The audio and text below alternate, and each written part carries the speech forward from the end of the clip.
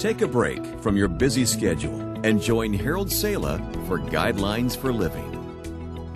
It's an old story, but one that still brings a chuckle. 3 preachers were at a conference, and prompted by a message on besetting sins, late one evening the 3 began to reveal some of their secret flaws. One said that his besetting sin was that he enjoyed an occasional drink. Naturally, he explained, he didn't like folks in his congregation knowing about it, so he was quite discreet in his drinking. The second said he wasn't bothered at all with the temptation for drink, but he confessed that he too had a besetting sin.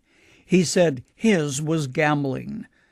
The third listened quietly, and as they waited for him to admit to his besetting sin, he rather smugly said, "I too have a besetting sin." "Yes," encouraged the first. "Mine," he said, "is gossip, and I can hardly wait to get home and to post something on Facebook." My daughter Bonnie quips, "Christians don't gossip. They just share prayer requests."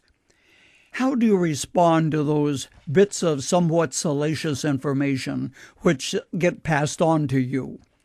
At times I ask someone, "Do you know this for a fact, or did you just hear it from someone else?" Rumors or half-truths can be as devastating as a bullet in the dark. I am thinking of a Methodist pastor whose associate didn't like him. So the youth pastor composed a letter accusing the senior pastor of wrongdoing and indiscretions and mailed the letter to the entire membership. What happened? As church leaders began to investigate, it became apparent that the accusations were totally 100% false. The associate admitted to fabricating the story, but the damage was done. Within 2 years, the pastor quietly left town. He had become known as the pastor whose reputation was questionable. In regard to passing on information which may or may not be true, there are 3 questions you should ask. First, is it needful? What you say may be true.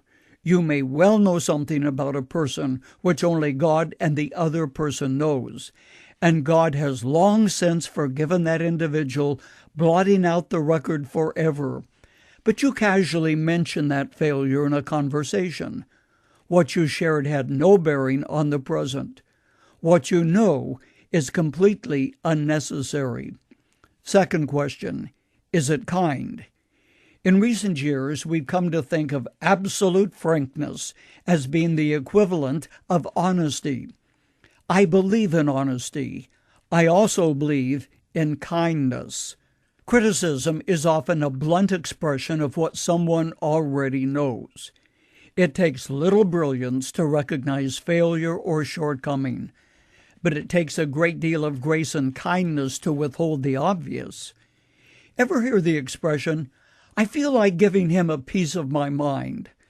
My late father-in-law, Dr. Guy Duffield, used to say that some folks have a good deal more mind than they know what to do with, since they're always giving pieces of it away. Third question, is it true?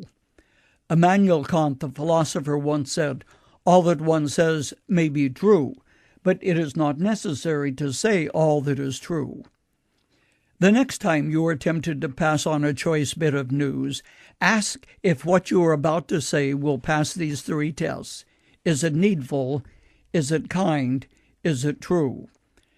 Remind yourself of what the writer of Proverbs said long ago, "He who rules his spirit is better than he who takes a city."